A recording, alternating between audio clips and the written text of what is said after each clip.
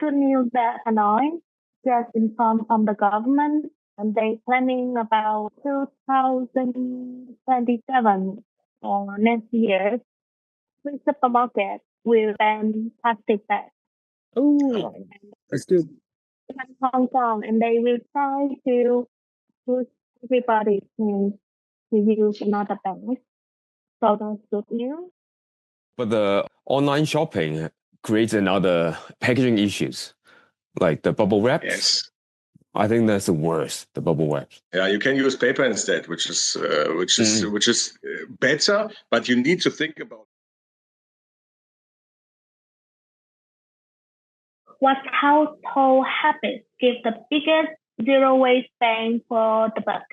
Of course, the food waste reduction would be quite easy because you save money and you have waste reduction. Because if you don't waste your food, you can eat it, and but it's not always possible.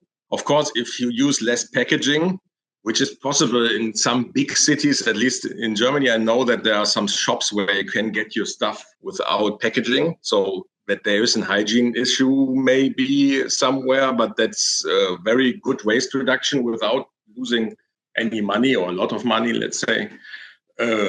Recycling is also always a good thing. All of this that I told doesn't cost anything, just a little bit work maybe, but it doesn't cost anything. You just need to change the habits a little bit.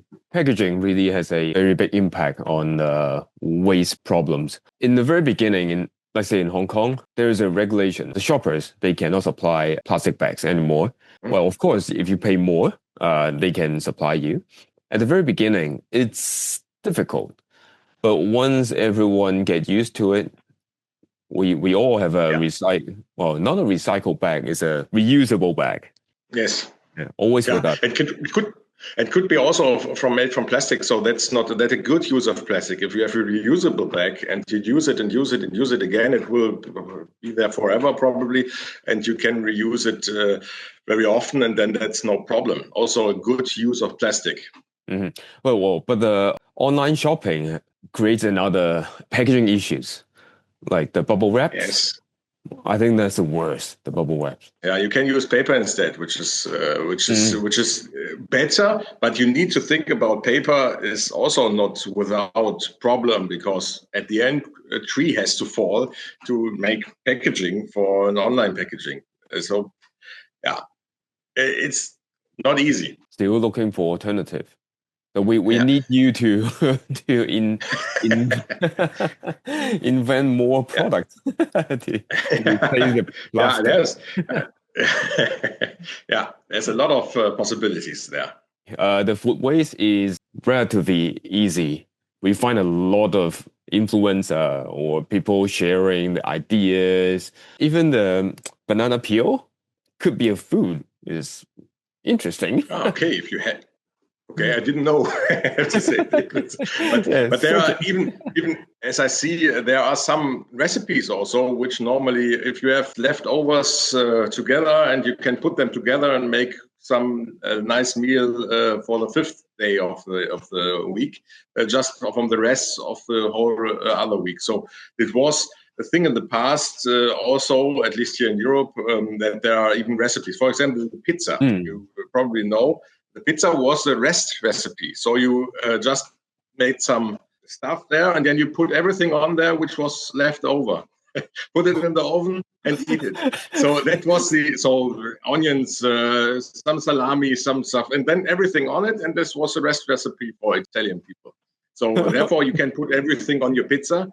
It was also the Italians would not say you cannot put ananas on your pizza, but you can, because it's normally it's a rest recipe. You put everything that you have in your fridge over on your pizza stuff, and then put it in the oven and try to eat it. Anything but pineapple. So no Italian will like you after that.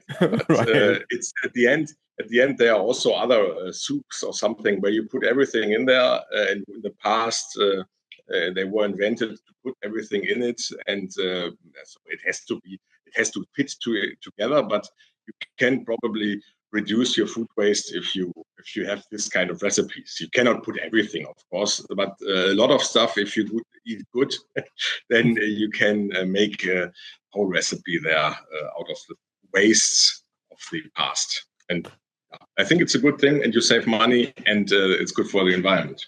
And food and for toys, we can find a lot of creative idea from the internet. Turn waste into toys. It is quite educational. So it's like a waste to value. Everything can be turned into waste to value. I like this word, waste to value. Yeah.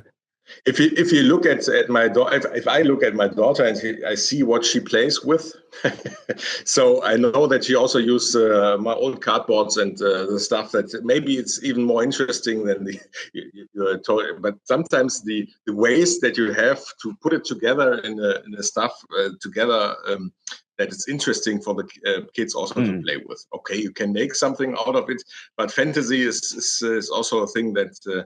Is good that the kids can use it.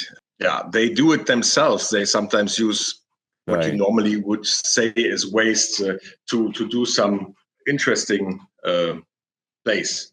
And then educate them after you play the recycling toys, and then you put it into the recycle bin. Yeah.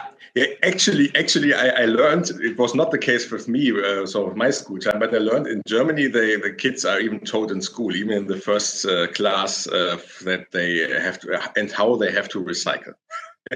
So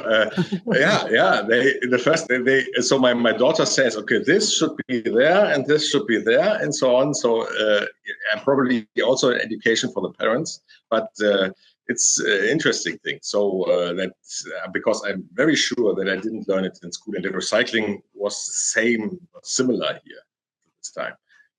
Yeah, good news that Hanoi just informed from the government, and they planning about 2027 or next year, every supermarket will ban plastic bags. And they, like Hong Kong, and they will try to push everybody change to use another bag. So that's good news. Yeah. Now Vietnam gonna have something change. A plastic bag is probably the easiest and also a big problem in the environment because they are flying around and it has one-time use, which we can easily replace. And it also saves money for everyone because you don't have to produce the plastic bags. You can just reuse it, the ones that you have. I think it's a good thing for everyone. Mm-hmm. And it's not recyclable. It's good. Yeah. Are ZeroWaste influencers setting unrealistic standards? Do you think so? Influencers, I think, are always unrealistic. If you just look at the influencers in fashion, and I think they always have unrealistic. They live something unrealistic. I think it's a core of influencers, because if it was very realistic, it would be very uninteresting. So, but of course, it's a good thing to have aims to inspired by that this could be possible. But of course, it should not be too much away from the reality, because then nobody will do it because it's too far away from the things that we know.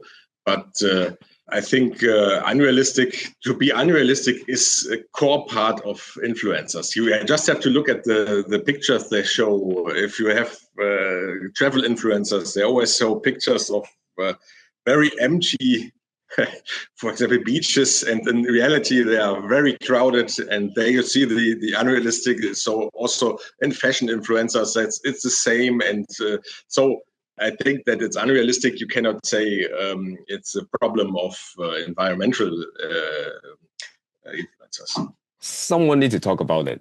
Yeah, it is unrealistic for sure. Even the net zero, well, I think the net zero is quite unrealistic too. Probably it is. Complete net zero is really difficult, but the thing is, or how to define it, because normally if you say, okay, you don't want to have any waste, so even plants have waste, so even the nature has some waste. It normally you reuse it, but not everything also. There is, if you look at the ocean ground, if a whale dies, let's say, it falls down to the ocean and it will stay there a long time. There is also some waste in the environment normally, naturally. But to reduce it, we have now an amount which is that high. This is just the peak unsustainable. We need to have a level that is lower. That's important. To reduce, reuse, I think it's the first step. Yeah,